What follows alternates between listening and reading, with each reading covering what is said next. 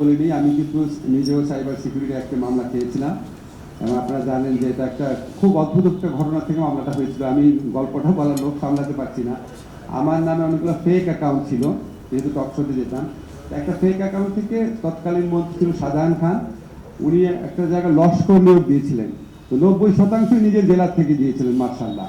তো একজন আপনার ফেসবুক স্ট্যাটাস দিয়েছিল ফেক অ্যাকাউন্টে, আমার নামের ফেক অ্যাকাউন্টে, যে তবু তো ভালো উনি 90% নিজ জেলা থেকে দিয়েছেন, 100% তো আর দেন নাই। এটাতে নাকি ওনার মানহানি হয়েছে।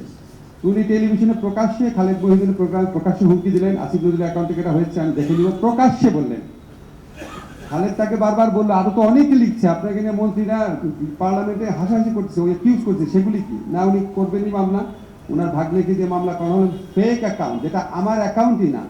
ওনাকে মন্ত্রণালয়ে কোনো সাংবাদিক, জিল্লুর রহমান ছিল, রোজিনা ছিল, ফোন করে জানালো এটা কিন্তু ওনার অ্যাকাউন্ট না, এটা কনফার্ম এটা ফেক অ্যাকাউন্ট।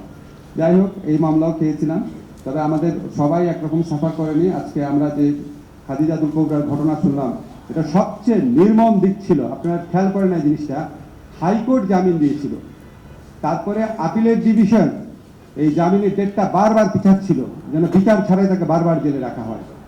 মানে একটা দেশের আপিলের বিভাগ, আপিল বিভাগ, এবং আমি পার্সোনাল কিছু অভিজ্ঞতা আছে। আমি ওখানে ব্যক্তিগতভাবে তখনকার অ্যাটর্নি জেনারেল ছিলেন, ওনাকে বলেছিলাম যে এটা কী করতেছে আপিলের ডিভিশন। উনি যেহেতু নাই, আমি ওনার অবর্তমানে উনি কী উত্তর দিয়েছে ওটা বলতে চাই না।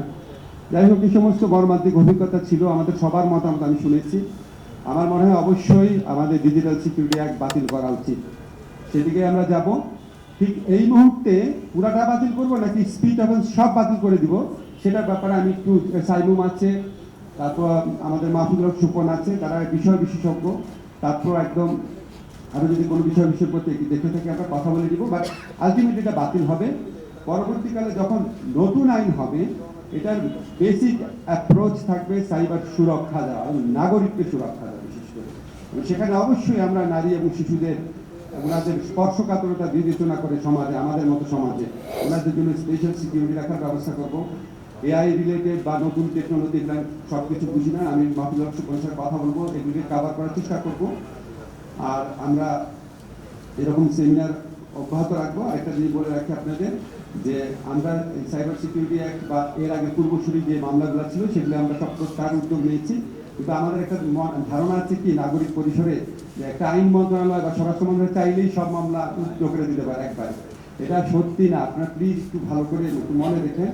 একটা মামলার বিভিন্ন স্তর থাকে, হ্যাঁ, পুলিশ ইনভেস্টিগেশনের স্তর থাকে, তারপর চার্জশিটের পরের স্তর থাকে, আবার কনভিকশন হয়ে গেলে অন্যরকম অবস্থা হয়।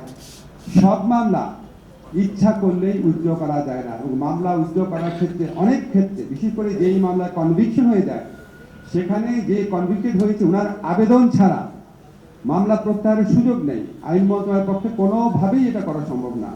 আমরা অনেক সময় দেখি বলে যে এই এত মানে একটা ফ্যাসিস্ট আমলের মামলা, এই মামলাটা কেন উইথড্র করা হচ্ছে না। তো মামলা যদি দোষী সাব্যস্ত হয়ে যায়, দোষী যত ভুয়া মামলাই হোক, ওই ফ্যাসিস্ট গভর্নমেন্টের ফরমাইশি আদালতে যদি দোষী সাব্যস্ত হয়ে যায়, আপনি আমি যতই ভুয়া মনে করি না কেন ওই মামলাকে, চাইলেই আমরা এটা উইথড্র করে দিতে পারবো না। বাদী ওই মামলায় যারা দোষী সাব্যস্ত হয়েছেন তাদের আবেদন করতে হবে, তাদের একটা ইচ্ছার প্রকাশ থাকতে হবে এবং একটা প্রসেসের মধ্যে দিয়ে যেতে হবে। যাই হোক, আমরা ডিজিটাল সিকিউরিটি অ্যাক্টের ক্ষেত্রে এই প্রসেসগুলো ফলো করার চেষ্টা করবো। আমাদের গুড ইন্টেনশন আছে, আমাদের মধ্যে সবার মধ্যে ঐক্য আছে, আমরা জানি কি করতে হবে, কিভাবে করতে হবে, সেটা নিয়ে আমাদের আরেকটু আলোচনার প্রয়োজন আছে। বাট আপনাদেরকে কথা দিতে পারি, আমরা পর্যায়ক্রমে সকল ধরনের কালা কানুন থেকে বাংলাদেশকে মুক্ত করব।